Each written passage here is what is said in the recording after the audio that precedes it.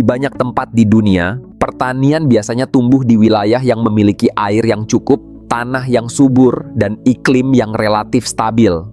Sawah berkembang di dekat sungai, kebun tumbuh di tanah yang kaya nutrisi, dan ladang bergantung pada musim hujan yang datang teratur. Selama air tersedia dan tanah mampu menyimpan nutrisi, tanaman bisa tumbuh dengan ritme yang dapat diprediksi dari masa tanam hingga panen.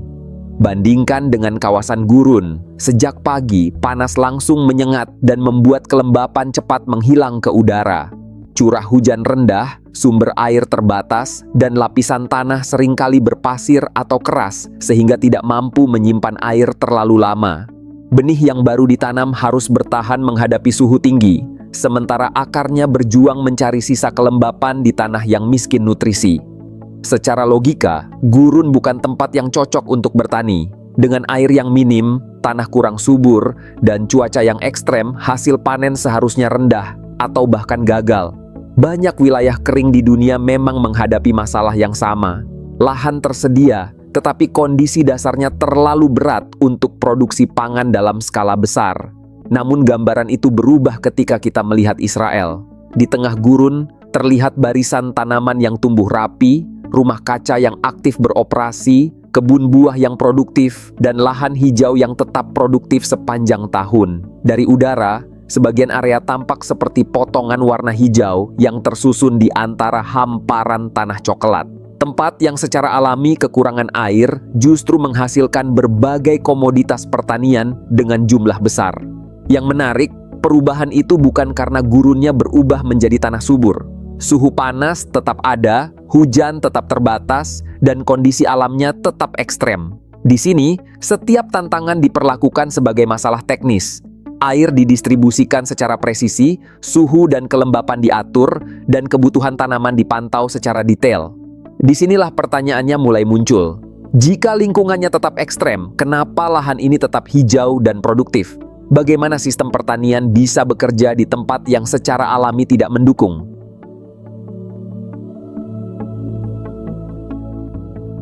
Di banyak tempat, menyiram lahan pertanian masih dilakukan dengan cara membasahi permukaan tanah secara luas. Air dialirkan ke parit, disemprotkan dari atas, atau digenangkan di sekitar tanaman. Masalahnya, sebagian besar air itu tidak pernah benar-benar sampai ke bagian yang paling dibutuhkan tanaman. Sebelum diserap akar, air bisa menguap karena panas, meresap terlalu dalam, atau mengalir ke area yang tidak ditanami. Di wilayah dengan cadangan air terbatas, cara seperti itu terlalu mahal untuk dipertahankan. Karena itulah Israel membangun pendekatan yang berbeda, bukan menyiram seluruh lahan, tetapi menyalurkan air langsung ke area akar, tempat tanaman menyerap air. Di atas permukaan tanah, terlihat jaringan pipa memanjang mengikuti barisan tanaman. Dari pipa utama, air dibagi ke selang-selang kecil yang dipasang dekat setiap batang. Di sepanjang selang itu terdapat emitter, komponen kecil yang mengatur keluarnya air. Air tidak disemprotkan, tidak berupa aliran deras, melainkan diteteskan secara stabil langsung ke zona akar. Saat sistem dinyalakan, air bergerak dari tangki atau pusat distribusi menuju jaringan pipa, lalu keluar sedikit demi sedikit tepat di sekitar tanaman. Hanya tanah di dekat akar yang menjadi lembab, sementara area lain tetap kering. Dengan area basah yang terbatas, penguapan ikut berkurang. Air tidak terbuang untuk membasahi ruang kosong di antara tanaman. Tingkat presisi ini membuat setiap jenis tanaman mendapatkan suplai air yang berbeda. Barisan tomat bisa diberi jumlah air tertentu, sementara kebun anggur di lahan sebelah menerima jumlah yang lain. Jika usia tanaman berubah, kebutuhan air juga bisa diatur ulang tanpa perlu membongkar sistem utama. Petani tidak lagi bergantung pada perkiraan kasar karena aliran air dapat dihitung dan dikendalikan dengan akurat. Dampaknya terlihat langsung pada pertumbuhan tanaman. Akar menerima pasokan air lebih konsisten sehingga tanaman tidak mengalami siklus terlalu kering lalu terlalu basah. Kondisi yang stabil membantu penyerapan nutrisi dan mengurangi stres pada tanaman. Hasil panen menjadi lebih merata dari segi ukuran dan kualitas, sementara penggunaan air turun signifikan dibanding metode konvensional. Di wilayah yang setiap tetes airnya sangat berharga, perubahan ini bukan sekadar peningkatan teknik menyiram. Ini merupakan fondasi yang memungkinkan pertanian tetap berjalan di lingkungan yang ekstrem. Namun ketika air sudah bisa dialirkan dengan presisi, langkah berikutnya adalah membuat seluruh sistem tahu kapan harus bekerja, berapa banyak yang dibutuhkan, dan kapan harus berhenti tanpa campur tangan manusia. Setelah aliran air bisa dikirim dengan presisi, tantangan berikutnya bukan lagi soal menyalurkan air, melainkan menentukan kapan tanaman membutuhkannya dan berapa banyak yang harus diberikan. Kebutuhan itu tidak selalu sama setiap hari. Suhu berubah, angin bertiup lebih kencang, kelembapan turun, dan usia tanaman terus bertambah. Lahan yang terlihat tenang di permukaan sebenarnya selalu berubah dari jam ke jam. Karena itu, banyak area pertanian modern di Israel dipenuhi perangkat kecil yang terus membaca kondisi lapangan. Di dalam tanah, sensor memantau kadar kelembapan pada kedalaman tertentu. Perangkat lain mengukur suhu udara, intensitas cahaya, kecepatan angin, hingga tingkat penguapan. Di beberapa kebun, sensor juga memeriksa kadar garam atau unsur hara agar kondisi tanah tetap sesuai dengan kebutuhan tanaman. Semua data tersebut dikirim ke sistem pusat secara berkala. Dari sana, data tidak hanya disimpan, tetapi juga dianalisis dan dibandingkan dengan kondisi ideal untuk jenis tanaman tertentu. Ketika kelembapan tanah di suatu zona turun di bawah ambang batas, sistem langsung mengenali bahwa area itu mulai kekurangan pasokan air. Jika suhu meningkat dan penguapan bertambah, kebutuhan air ikut disesuaikan. Proses ini terjadi tanpa menunggu pemeriksaan manual di lapangan. Perintah kemudian dijalankan secara otomatis. Katup di jalur tertentu terbuka, pompa menyala sesuai durasi yang dibutuhkan, lalu tertutup kembali ketika target tercapai. Pada saat yang sama, nutrisi cair dapat dicampurkan ke dalam aliran air melalui proses fertigation, sehingga tanaman menerima suplai sesuai fase pertumbuhannya. Bibit muda, tanaman produktif, dan tanaman menjelang panen bisa mendapatkan komposisi berbeda tanpa perlu penanganan terpisah secara manual. Keuntungan terbesar dari sistem ini berupa konsistensi. Perawatan tidak lagi tergantung pada kehadiran operator di lapangan. Tanaman menerima respons berdasarkan kondisi aktual, bukan sekadar jadwal tetap.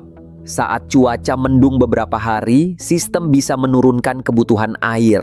Ketika gelombang panas datang secara tiba-tiba, sistem dapat menyesuaikan lebih cepat dibanding metode konvensional. Disinilah peran petani mulai berubah. Waktu tidak lagi dihabiskan untuk membuka saluran, mengecek satu persatu, atau menebak kebutuhan lahan. Fokus beralih ke membaca laporan, mengevaluasi hasil, dan menyusun strategi untuk musim berikutnya. Pertanian tidak lagi hanya soal kerja fisik, tetapi juga pengelolaan informasi.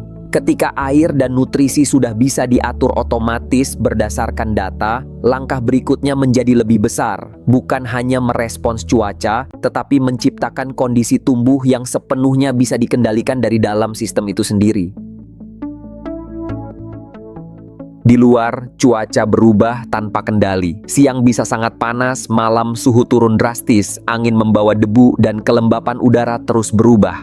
Bagi tanaman, kondisi ini menciptakan tekanan yang datang dari berbagai arah. Pertumbuhan bisa melambat bukan karena kualitas benih buruk, tetapi karena lingkungan terlalu sulit diprediksi.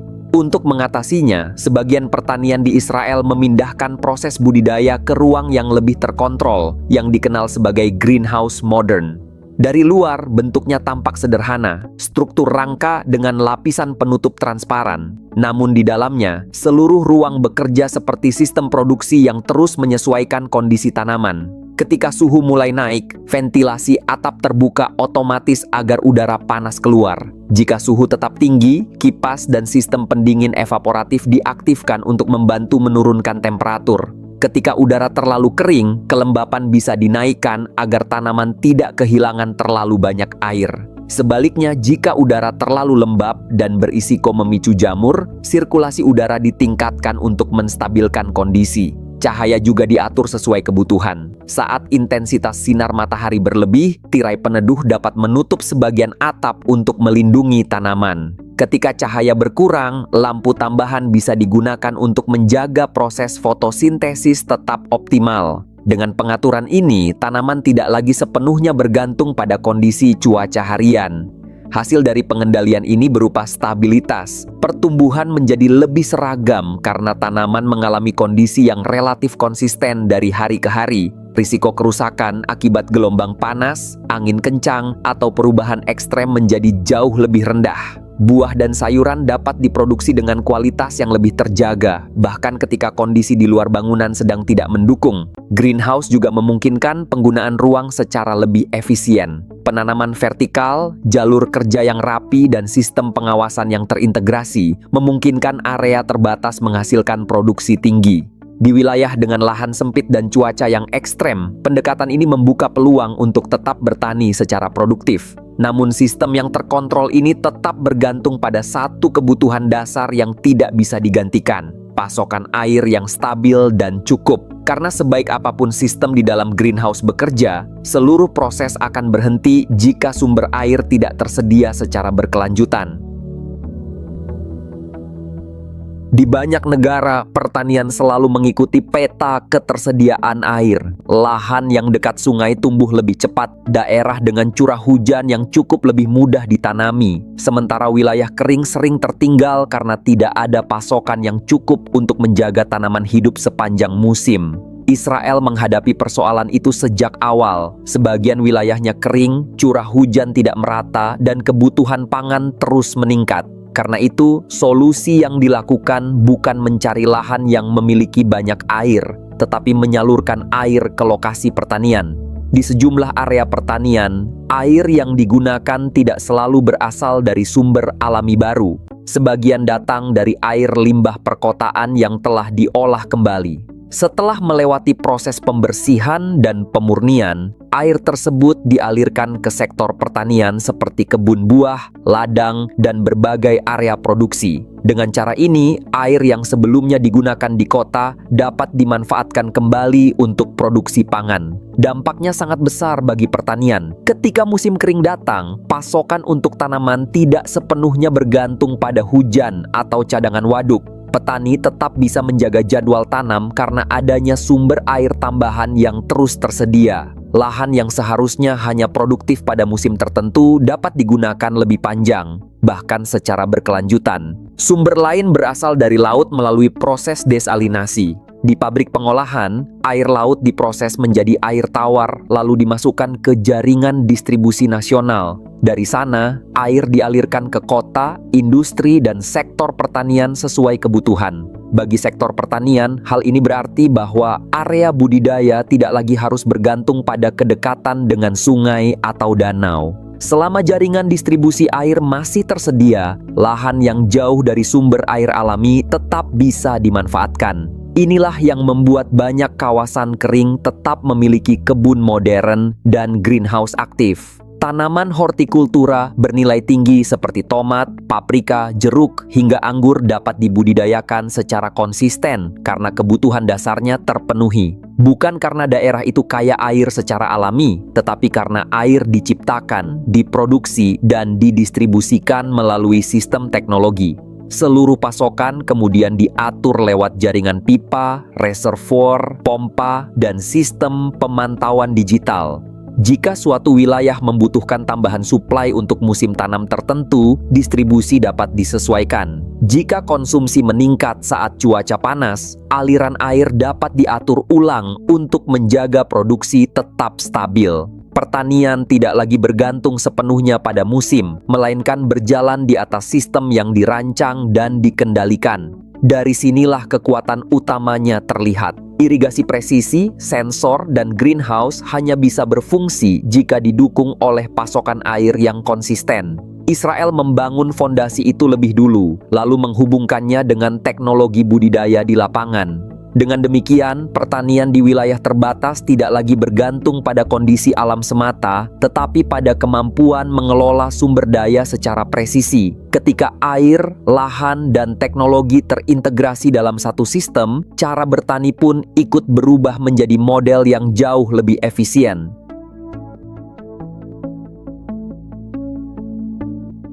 Pada akhirnya, kekuatan pertanian modern Israel bukan terletak pada satu teknologi tertentu, melainkan pada cara seluruh sistem bekerja dengan presisi. Air digunakan secara efisien, Pupuk diberikan dalam jumlah yang tepat dan setiap sumber daya digunakan sesuai kebutuhan di lapangan. Dalam pertanian, perbedaan kecil seperti itu bisa menentukan apakah hasil panen meningkat atau justru banyak terbuang. Pendekatan ini menjadi sangat penting di wilayah dengan keterbatasan lahan dan air. Ketika ruang tanam terbatas dan kondisi alam tidak selalu mendukung, produktivitas harus dicapai melalui efisiensi. Hasil panen yang optimal tidak selalu bergantung pada luas lahan, tetapi pada seberapa akurat sistem mengelola tanaman dari hari ke hari. Perubahan juga terjadi pada peran manusia di dalamnya. Petani tidak lagi hanya bekerja sebagai tenaga lapangan yang mengandalkan pengalaman dan rutinitas manual. Kini mereka juga membaca data, memantau sistem, mengatur strategi nutrisi, mengevaluasi performa musim tanam, dan mengambil keputusan berbasis informasi. Keahlian bertani mulai bertemu dengan kemampuan mengelola teknologi. Inilah arah baru pertanian global yang mulai terlihat. Ketika populasi terus bertambah, iklim semakin tidak menentu, dan sumber daya makin terbatas, model lama akan semakin sulit dipertahankan. Masa depan pertanian bukan tentang menggunakan lebih banyak air, lebih banyak pupuk, atau membuka lebih banyak lahan, tetapi menghasilkan lebih banyak dengan penggunaan yang jauh lebih efisien dan terukur. Dari wilayah kering hingga lahan yang tetap produktif, pelajaran terbesarnya sederhana. Ketika teknologi digunakan untuk memahami kebutuhan tanaman secara akurat, keterbatasan bukan lagi menjadi hambatan, tetapi bisa menjadi awal dari sebuah inovasi.